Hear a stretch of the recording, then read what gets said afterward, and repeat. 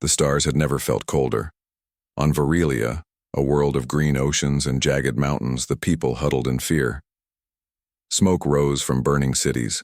The Xylar Dominion, a ruthless alien empire, had come with fire and metal, crushing everything in its path.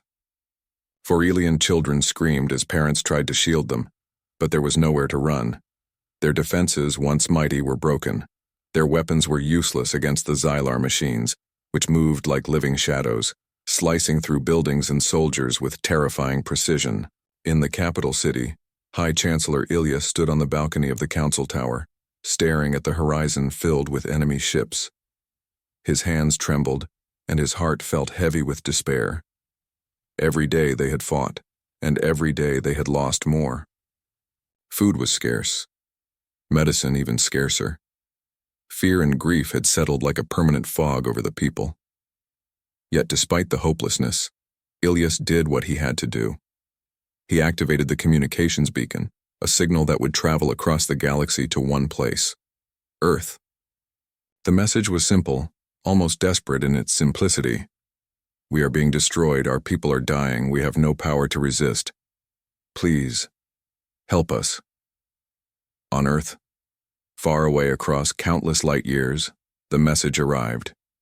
Humans gathered, in the command centers, watching the flickering transmission of a world on the brink of annihilation. There were no tears, no pleas, no speeches. Just a moment of silence as the humans studied the images of destruction. The green-blue planet of Varelia, its cities burning, its people starving and beaten, was a stark reminder of what life could become without survival skills. Then, orders were given. But they were not the orders the Varelians expected. Humans did not deploy standard fleets or peacekeepers. They did not offer negotiators or shields.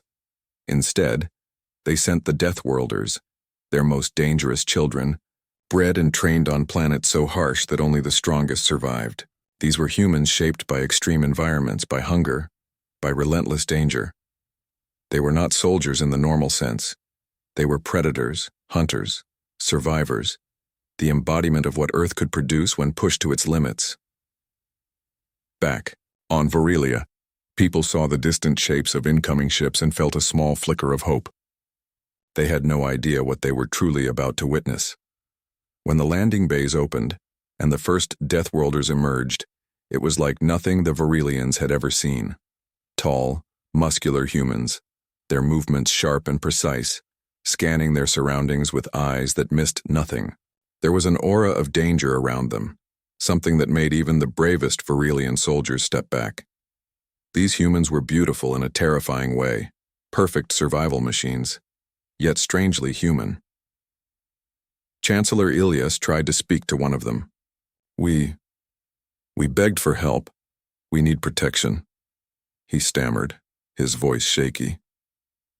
The Deathworlder looked at him, and the Varelians thought they saw a spark of understanding, or perhaps it was a warning. Without a word, the human turned toward the horizon, scanning, listening, moving as if the Xylars were already visible to them in ways that the Varelians could not comprehend. That night the sky was alive with the movement of Xylar ships. They came like shadows covering the twin moons of Varelia in darkness. The people huddled, praying that the humans would intervene. The Deathworlders did not shout orders. They did not inspire courage with speeches. Instead, they vanished into the forests, mountains, and ruined cities, striking silently. To the Varelians, it seemed as if the humans were ghosts, appearing, taking out enemy patrols, and disappearing again. For the first time, hope began to grow. Not the kind of fragile hope that is whispered in fear, but a burning hope that rose like fire through despair. The Varelian people watched as their world, which seemed doomed, began to change. Every Xylar patrol that fell without a trace, every city corner reclaimed by unseen hands told them a story they could barely believe. Humanity in its terrifying glory had arrived. Chancellor Ilyas could only whisper to himself in awe. We begged for aid, and yet, I do not think we will survive what they bring. And yet, maybe we will. Maybe we will. The first night passed with strange silence. The Xylars did not retreat.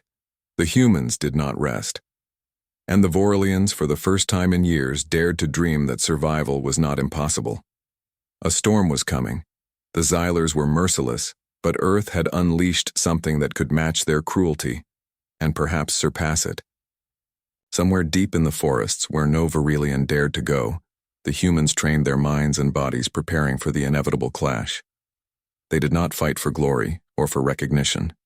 They fought because it was what they were born to do, and when the Xylar forces stepped onto the ground, they would face not just humans but predators forged in death and fire, and the universe would learn that Earth did not send angels to help. Earth unleashed its demons. The morning sun rose over Varelia, but it did not bring warmth.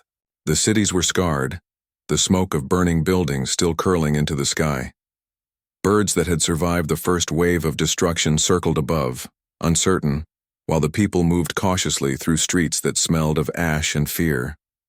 The Xylar forces had not rested. Their war machines prowled like relentless beasts, searching for the last pockets of resistance. Then came the sound, a low hum, growing louder, vibrating through the very ground. The Varelians froze. In the sky, massive ships glimmered with a strange, unnatural light. They were unlike anything Varelia had seen. These were not simple transports or fleets. They were living machines in design, built to carry something far more terrifying than mere soldiers. From these ships, humans emerged, not in rows, not in formation, not in armies, but in small, precise groups, moving with a fluid grace that seemed impossible for beings so large and strong. Their eyes scanned every corner, every shadow, muscles coiled beneath taut skin ready to spring. They carried weapons, yes, but the real terror was not in the metal or fire. They themselves were weapons, perfected by the harshest worlds Earth had ever produced. Chancellor Ilias watched, heart pounding, as one group advanced through a shattered city. The Varelians had expected help, but this was something else entirely. The humans did not run. They did not hide. They did not speak. They moved like predators, invisible and unstoppable. Every step seemed to claim the ground for them, and yet the Xylars did not notice, at least not yet. In the first clash, a patrol of Xylar scouts stumbled upon a small human team. They expected resistance, perhaps even a fight. But the humans were gone before a single alarm could be sounded. When the Varelians followed the trail, they found the Xylars scattered, wounded or unconscious, some lying frozen in fear, their own instincts failing them. The Deathworlders had struck not just with strength, but with an intelligence that made them impossible to predict. Ilias tried to speak to one of them as they passed by the city gates. You are here to save us?" he asked, voice shaky. The human looked at him for a brief moment, eyes cold yet piercing, then turned and disappeared into the rubble. No words. No promises. But somehow that silent gaze carried a message clearer than any speech. We will survive. You will survive. Or the universe will burn trying. By nightfall, the Varelians began to see the pattern. The Deathworlders were everywhere and nowhere. They used the ruined city as a maze, slipping through shadows and climbing walls where no normal being could. They studied the Xylar tactics in minutes, learning their patterns and weaknesses faster than the Varelians could comprehend. The aliens, who had conquered countless worlds, had never faced such creatures. Every move they made seemed to be anticipated, every strike countered with deadly precision. The Varelians whispered among themselves, afraid to speak too loudly. "Are they angels?" one child asked, eyes wide with fear and hope. A mother shook her head. "No, angels do not look like that. They are demons, terrible, beautiful, and unstoppable." And yet, even in their terror, the Varelians felt a strange comfort. These humans, these Deathworlders, were not here to enslave or judge. They were here to protect. Every time an Xylar machine fell, every time a patrol disappeared without a trace, hope grew like a flame in the hearts of the terrified citizens. One particular human, a tall woman with scars running across her arms and chest, moved through the outer districts with a group of children trailing behind her. The Virelians gasped. This human did not speak a word, but she guided the children safely through alleys and over broken bridges, shielding them from falling debris and lurking Xylar hunters. Her presence was terrifying, yet strangely comforting. It was as if the universe itself had sent a force that balanced danger with protection.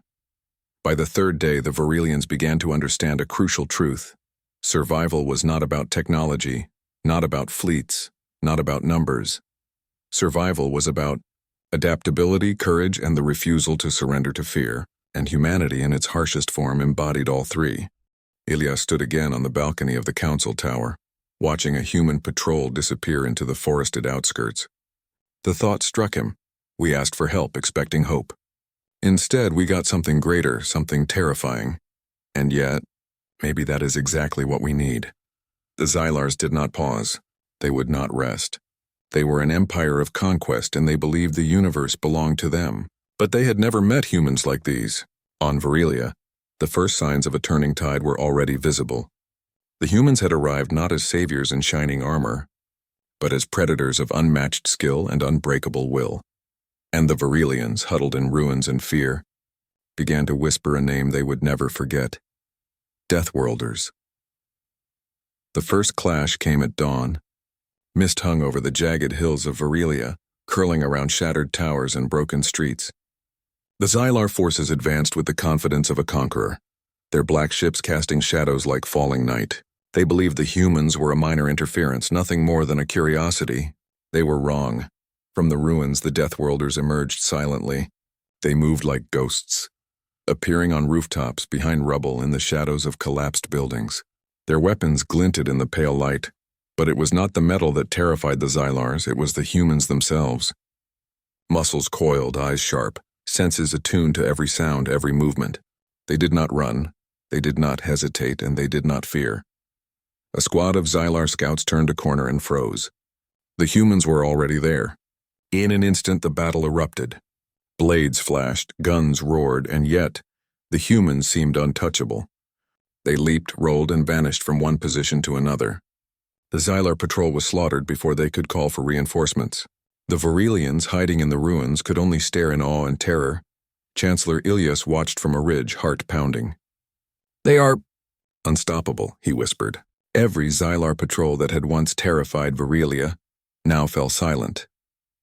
The humans struck with precision, but also with an instinct the Virelians could not understand. Every movement was calculated yet fluid, like water cutting through stone. The Deathworlders did not simply fight. They hunted.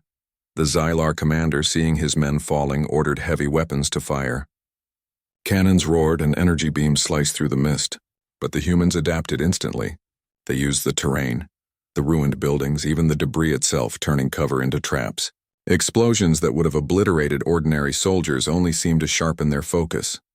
One by one, the Xylar machines fell, caught in ambushes so cunning that the aliens could not comprehend how a few humans could destroy so many. Among the Deathworlders, a young man named Kale moved through the battlefield with terrifying efficiency. He carried no heavy weapon, only a short blade and his instincts. He jumped from a crumbling wall onto a Xylar machine, slicing through its sensors and disabling it in seconds. The aliens had never seen such a thing. To them it was chaos. To the humans it was survival, natural and inevitable. The Virelians whispered in fear and wonder. "They are angels," one said. A child shook his head. "No, they are demons, but good demons." The humans did not answer. They did not need to. Every strike, every silent movement carried the message. "We are here. You will survive because we will not let you die." Hours passed. The battle stretched across hills, cities, and forests. The Xylars, once confident and cruel, began to falter. Their formations broke, their weapons turned against them. The Deathworlders were everywhere and nowhere, striking with precision and disappearing before retaliation. The humans did not take prisoners, but neither did they kill without purpose. Each move was calculated, each strike designed to survive and protect the innocent. Ilyas felt a strange mixture of fear and awe. The humans were terrifying. Their faces were stern, their bodies powerful, their movements unnatural in their perfection. Yet there was also something noble in their actions. They did not destroy indiscriminately. They did not kill for power. They fought for survival, for the survival of the Virelians, for life itself. By evening, the first clash had ended. The Xylar forces had retreated, wounded and bewildered. The humans regrouped silently, tending to the Virelians they could find, guiding the injured to safety and disappearing into the shadows once more. The battle was over, but the message was clear. Humanity had arrived, and the universe would never underestimate them again. The Virelians gathered in the city square, staring at the ruins and the humans moving among them. "We begged for help," Ilias said aloud, voice trembling, "but we did not know what help would look like. We thought we wanted saviors, but we have been given something stronger, something unstoppable." The sun set, painting the sky in streaks of blood red and gold. In the distance, the Xylar forces regrouped, sending out signals that no one on Virelia could intercept. They had underestimated humanity, and that mistake would cost them dearly. As night fell, the humans vanished into the ruins, preparing for the next wave. They did not rest. They did not celebrate. They were always moving, always observing, always ready. For the Virelians, they were terrifying and magnificent. They were predators, hunters, protectors, and something far more. The first true hope this world had seen in decades. And in the hearts of every Virelian who had survived that first clash, a single thought grew stronger with every heartbeat. Earth does not send angels to save the weak. Earth unleashes its Deathworlders. The dawn after the first battle brought an uneasy calm. Smoke still lingered over Virelia's cities, and the air carried the scent of scorched metal and ash. The Virelians, huddled in the ruins, dared to step into the streets, watching as the humans moved among them with quiet purpose. Every step, every glance of the Deathworlders seemed calculated, precise, and terrifyingly perfect. Chancellor Ilias summoned a small group of Virelian leaders. They gathered in the council chamber, its walls scarred and blackened by the Xylar assault. The humans had not joined them in the room. They never did. They did not explain themselves, did not give orders. They simply existed in the ruins, their actions speaking louder than words. Yet the Virelians could feel the message: we act. You watch. Learn if you can. What are they? One council member whispered. Her voice trembled. Are they soldiers, angels? Ilias shook his head slowly. No, they are something else. Something we cannot understand. They survive where no one else could. They fight like nothing we have ever seen, and yet they protect us. That is enough. Later, Ilias walked through the ruined streets, observing a group of humans moving silently along the edges of the city. They helped the injured, guided lost children to safety, and cleared debris without a word. Their methods were strange. They used traps, camouflage, and tactics that seemed unnatural, but effective. A young Virelian soldier named Merrick fell in behind one of the humans. He tried to copy their movements, their precision, their silent efficiency. He stumbled, tripped over rubble, and nearly fell into a pit trap the human had set to catch Xylar scouts. The human barely glanced at him before continuing, moving like a shadow. Marek realized with a shiver that these humans did not teach in words. They taught in presence, in example, in demonstration. Survival itself was their language. Over the next few days, the Virelians watched, listened, and learned. They saw humans hunt with patience, strike with deadly precision, and adapt instantly to changing threats. They saw humans turn the ruins of their own cities into defensive strongholds, using every piece of rubble, every shadow, and every narrow alley to their advantage. One evening, Marek approached Ilias. Chancellor, I think I understand now, he said, voice low. They fight differently because they were born differently. On their world, they survive when the universe tries to kill them. Every skill, every instinct is sharpened for survival. We begged for aid, and we got warriors who live in ways we cannot even imagine. Ilias nodded, feeling the truth of the words. Yes, and that is why they are terrifying, and why they are our only hope. Meanwhile, the Xylar forces observed from orbit, confused and cautious. They had faced countless species, countless civilizations, and yet none had moved like humans. None had adapted so quickly, anticipated so clearly, or struck with such fearlessness. The Deathworlders were unlike anything the galaxy had seen. A perfect combination of intelligence, instinct, and unyielding survival. Among the humans, a leader named Kale observed the Virelians with a rare patience. He understood their fear, their awe, their hesitation, And though he said nothing, his actions carried lessons. When a Virilian tried to climb a ruined wall, Kale silently held a ladder in place. When a child froze in panic, Kale guided them without a word. The humans were not cruel. They were not merciless. They were exact. They were efficient. And they were deadly. By the 5th day, the Virilians began to change. Soldiers moved more like the humans, silent and precise. Children learned to hide, to seek shelter, and to notice the smallest movements. Civilians discovered ways to avoid the Xylar patrols and even sabotage them in tiny, clever ways inspired by the humans' methods. Fear remained, but it was tempered by knowledge and hope. Chancellor Ilyas walked through the main square at night, watching the humans patrol silently. For the first time, he felt a strange kind of pride, not for his own people, but for what humanity represented. These were not angels. They were not mythical saviors. They were the embodiment of survival, of relentless courage, of the unyielding will to protect life, no matter the cost. One Virilian child, holding a small piece of bread for a stray dog, watched a human crouch silently in the shadows, eyes glowing faintly in the moonlight. She whispered to her mother, "They are scary, but they are kind." The mother nodded slowly, understanding the paradox that had defined these Deathworlders from the moment they arrived. The humans had not promised victory. They had not offered comfort. They had offered something far greater, a way to survive, a lesson in life, a glimpse of the strength that could turn despair into hope. And in the distance, the Xylars prepared for their next move, unaware that the humans were already ready for them. Every lesson the Virilians learned, every observation of the human skill, was a seed of resistance. The galaxy had never seen anything like this species, and the Virilians now understood why. Earth did not send saviors to fight for the weak. Earth sent survivors who could become legends, and perhaps, if needed, demons. The Xylar forces were confident. They had conquered worlds before, crushed civilizations, and enslaved countless species. But Virilia was different. Something about these humans, the Deathworlders, shook their confidence, their precision, their instincts, their ability to appear and vanish without warning, unnerved the Xylars. For the first time, they began to doubt. In the shattered plains near the capital, the humans were already moving.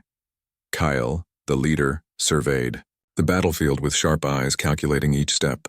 He did not speak. Orders were not needed. Every Deathworlder knew what to do. They had trained for worlds like this, for battles like this. Hunger, fear, pain. They had survived all, and now they were unstoppable. The Virilians watched in awe as the humans coordinated silently, turning the ruined city into a maze of deadly traps. Barricades were reinforced with debris, streets narrowed into choke points, and ruined buildings became sniper nests.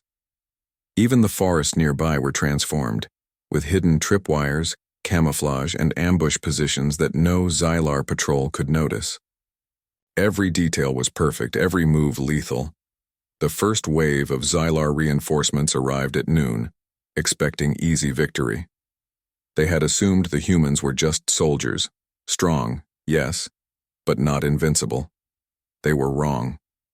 The Deathworlders struck, like shadows, cutting through the alien ranks with terrifying speed. Guns roared, blades flashed, and yet it seemed the humans were everywhere at once. Xylar machines fell to traps they could not anticipate. Patrols vanished into thin air. The tide of battle shifted almost immediately. Virilians who had never fired a weapon watched in disbelief.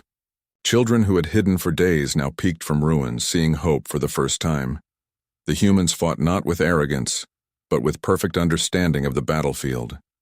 Every strike, every maneuver had purpose. Every death was calculated to protect the innocent.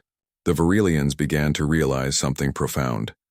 Earth did not fight for glory or honor, it fought for survival, and that made it unstoppable. Among the humans, a young Deathworlder named Lyra moved like a whirlwind. She leapt from rooftop to rooftop, slicing through Xylar patrols with deadly precision. She did not hesitate, she did not falter, but she also spared Virilian allies, guiding them to safety when necessary. Her movements inspired awe and fear. To the Varelians, she seemed like a force of nature, beautiful, terrifying, and impossible to resist. Chancellor Ilias, watching from a ridge, felt a mixture of relief and disbelief. "The Xylars, they cannot win," he whispered. "These humans, they are not soldiers. They are gods of survival." He did not mean it literally, but the feeling was undeniable. No technology, no fleet, no empire could match the cunning, the skill, and the unyielding will of these Deathworlders. The battle raged for hours. Xylar reinforcements poured in, confident that their numbers would crush the humans eventually. But with every wave, the humans adapted, countered, and destroyed. The tide had turned. Xylar ships retreated when they should have advanced. Machines that had terrified planets for centuries now lay broken and useless. Even the most hardened Varelian soldiers felt a new sense of courage. They had witnessed Earth's children in action, and hope ignited like fire in their hearts. By nightfall, the first true victory was evident. The Xylars had been pushed back from the capital, their patrols shattered, their morale broken. The Deathworlders did not celebrate. They regrouped silently, checking the wounded, observing the terrain, preparing for whatever the Xylars might attempt next. Their focus was unyielding, their purpose simple: protect life, survive, and teach those who could learn. The Varelians gathered in the ruins, their voices trembling with a mix of fear and joy. "We thought we would die," said a young woman, tears streaking her face. "But they made us believe we can live." Another added, "We begged for help, expecting protection. Instead, we were shown what true survival looks like." Kyle observed the scene from the shadows. The humans did not need thanks, praise, or admiration. They were here for the fight, for the challenge, and for the protection of life itself. But their presence had already changed the Varelians forever. The lessons learned in these hours would echo for generations: how to survive, how to fight, and how to face the impossible with courage. Far above in orbit, the remaining Xylar command ships scrambled. They had underestimated the humans, underestimated Earth, and underestimated the fury of a species forged in the harshest crucibles. And as the Deathworlders disappeared silently into the forests and ruins, the Xylars began to realize the horrifying truth. Victory over these humans might be impossible. For the first time in Varelia's history, the people dared to hope. Not because the humans had promised them victory, not because of weapons or fleets, but because they had witnessed something far greater, a force that could not be stopped, a power born of survival, instinct, and unyielding will. Earth did not send soldiers to fight. Earth sent Deathworlders, and the tide had turned. The battle was over, but the echoes of war lingered in every corner of Varelia. Smoke drifted lazily from ruined buildings, and the once lively streets were now littered with debris and the silent evidence of destruction. The Xylar forces had retreated, but their shadow remained. The Varelians walked cautiously, their steps heavy with grief and relief. They had survived. They had survived because of the humans. The Deathworlders moved quietly among them, tending to the wounded, helping rebuild barricades and guiding those too afraid to step outside. They did not speak much. Words were unnecessary. Their presence alone communicated their intentions. We fight, we protect, we survive. Every Varelian they encountered felt the weight of that silent promise. Chancellor Ilias moved through the city, witnessing the humans in action. Children who had barely dared to leave their homes now followed the humans cautiously, mimicking their movements, learning from their instincts. Soldiers who had once felt hopeless now stood taller, inspired by what they had seen. The humans had not just defeated the Xylars, they had taught the Varelians something far more important: the value of courage, adaptation, and unyielding resolve. A young historian, Ilara, observed a human named Kale crouched in the ruins, repairing a Varelian energy shield with careful hands. He did not look up or smile, yet the sight of him, so focused, so precise, inspired a strange mix of awe and fear. "We asked for angels," she whispered to a companion, "but we got demons." The companion nodded, understanding the paradox. These humans were terrifying and beautiful, dangerous, yet protective. They were not saviors in the traditional sense. They were survival incarnate. The city's central square became a gathering place. Virelians who had hidden during the attack now cautiously emerged, watching the humans move silently among them. Some tried to approach, to thank them, but the humans were distant, almost untouchable. They did not seek gratitude. They did not seek fame. Their mission was clear and their focus unwavering. Among the Virelians, stories began to spread. Tales of humans who had leapt from rooftops, taken down Xylar patrols single-handedly, and disappeared without a trace. Stories of humans who had shielded children from falling debris, guided the wounded to safety, and transformed ruins into fortresses in moments. Each Tori carried the same message. Earth's children were unlike anything the galaxy had seen. Ilias approached a group of young Virelians learning to move silently through the ruins. "Watch them carefully," he instructed. "Do not mimic blindly but observe. Learn. They are teaching us without speaking. That is their greatest gift." The children nodded, their eyes wide with admiration and fear. They understood that survival was no longer just about weapons or numbers. It was about instinct, courage, and the ability to endure against impossible odds. As night fell, the humans withdrew to their makeshift camps on the outskirts of the city. Fires flickered, casting long shadows across their faces. The Virelians watched from a distance, hearts heavy with gratitude and awe. They had been given life in the face of annihilation, but they had also been given a glimpse of something far greater. The raw, unyielding force of humanity. Ilara knelt beside a fallen Xylar scout, examining its shattered armor. She shivered. "They fought without mercy," she murmured. "But not for themselves. For us, they did not seek glory. They fought because it was necessary. That is what makes them human." Kael, standing silently near the camp, glanced at the stars. Somewhere far away, Earth shone like a small blue beacon of hope. That world had forged these warriors, these Deathworlders, in harshness and struggle, teaching them to survive when everything else would break them. And now their presence had saved an entire species. Ilias gathered the Virelians one last time for the night. "We are alive because of them," he said, voice trembling. "Not because they promised to save us, but because they are who they are. They fight not for honor, not for reward, but because survival demands it. And in that, they have given us something far more precious than life itself. They have given us hope." For the Virelians, the lessons were clear. Courage was not given. It was earned. Survival was not a gift. It was a choice. And humanity was a force of nature, terrifying, magnificent, unstoppable. In the quiet of the night, as the fires flickered and the ruins whispered of battles past, the Virelians realized that they had witnessed something extraordinary. The humans had not just fought a battle, they had revealed the full extent of their nature.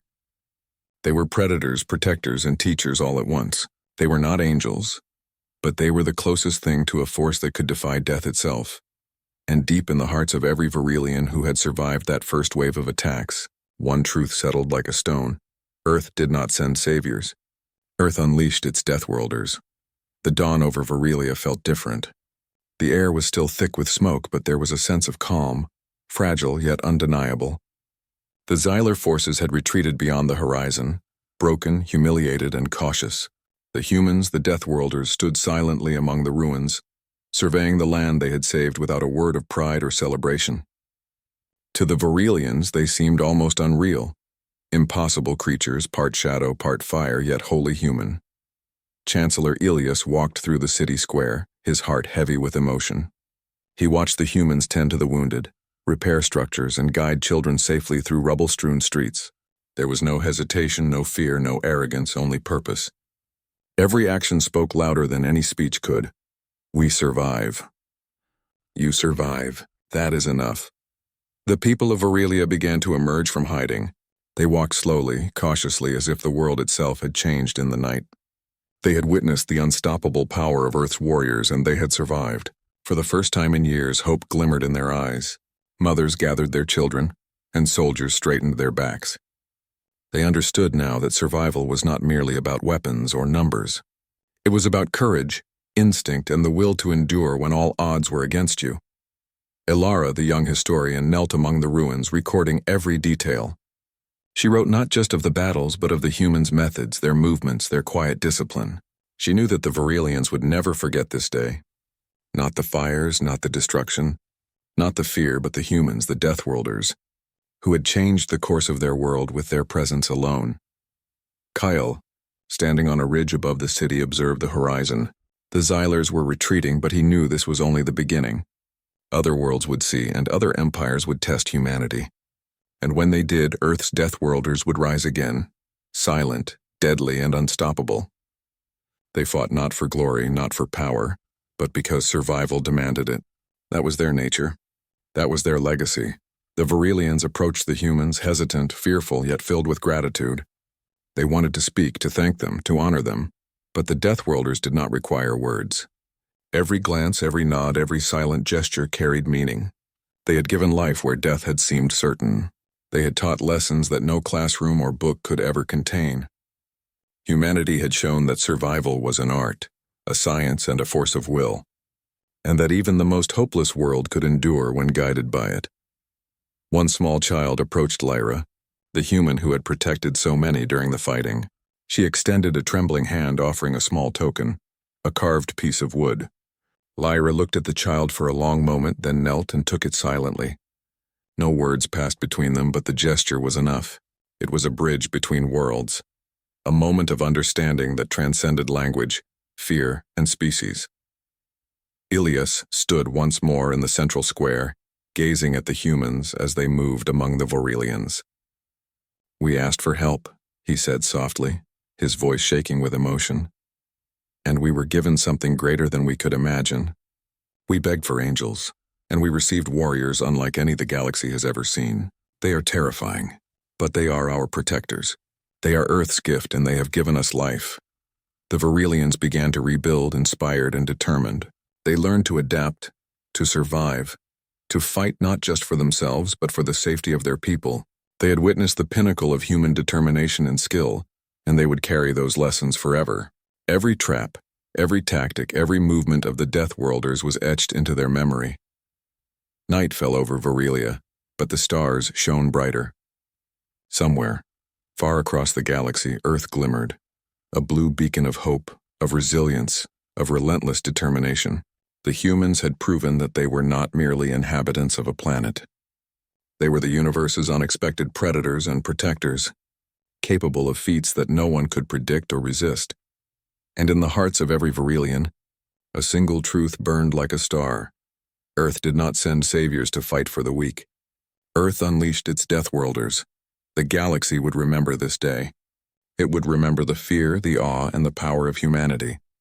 And as the humans silently vanished into the night, ready for whatever came next, the Varelians whispered a promise to themselves, to honor the strength, courage, and spirit they had witnessed, and to survive, not just because they were given life, but because they had learned from the greatest teachers the universe had ever known.